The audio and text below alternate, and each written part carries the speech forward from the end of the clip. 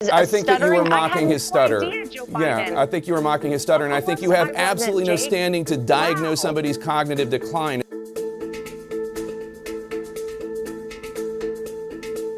I want to ask you a couple things about things that you've done on the campaign trail. Joe Biden, as we all know, has worked to overcome a stutter. And one of the speakers at the Democratic Convention was a young boy who the vice president inspired, named Braden Harrington. Take a listen.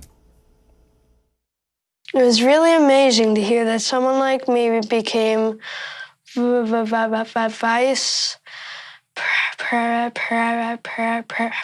president.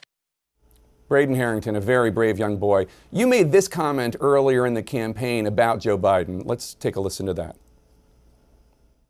Every time he comes on stage or they turn to him, I'm like, Joe, can you get it out? Let's get the words out, Joe. You kind of feel bad for him.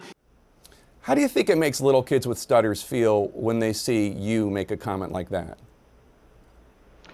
First and foremost, I had no idea that Joe Biden ever suffered from a stutter. I think what we see on stage with Joe Biden, Jake, is very clearly a cognitive decline. Okay. That's what I'm referring to. It makes me uncomfortable you have to watch somebody on stage this is so amazing. It's so amazing to me that try and figure out an answer. A cognitive decline. Well, when you're trying to tell me that what I was suggesting was I think that you were stuttering, mocking his stutter. idea, Joe Biden. Yeah, I think you were mocking his stutter, and I think you have absolutely no standing to diagnose somebody's cognitive decline. I would think that somebody in the Trump family would be more sensitive to people who do not have medical licenses diagnosing politicians from afar. Plenty of people have diagnosed your father from afar, and I'm sure it offends you. Your father-in-law from afar. I'm sure it offends you. You don't have any standing to say. I'm not diagnosing him. What I'm saying, Jake, you just talked is about that a cognitive we can clearly decline. See that Joe Biden I have one last struggling question for you, Lara. You can't times on stage, and it's very concerning to a lot of people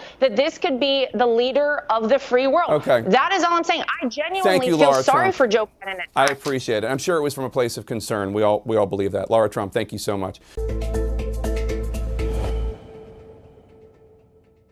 Who are the people that run the world? It's not some shadowy secret society. It's the very people you'd think. Politicians, the ultra-rich, military contractors, monarchs, media moguls. Hi, I'm Sean Morrow, the host of Who Is the Podcast, the first podcast from Now This and iHeartRadio. On Who Is, I'll dive deep into the fascinating lives of the people who run things, those whose decisions impact every aspect of our lives.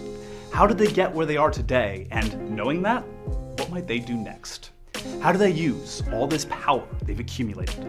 From Vice President Mike Pence and Speaker of the House Nancy Pelosi to Chief Justice John Roberts and whatever it is Jared Kushner does. On Who Is, I'll introduce you to the reporters and experts who know these real-life world molders best. Sharp-eyed observers and confidants who work with, follow, and examine our subjects every day. For more, hit the link below or search Who Is on the iHeartRadio app or wherever you get your podcasts. Also, don't forget to hit up the Who Is Snapchat, YouTube, and Facebook pages for the series playlist to check out all the video episodes you may have missed.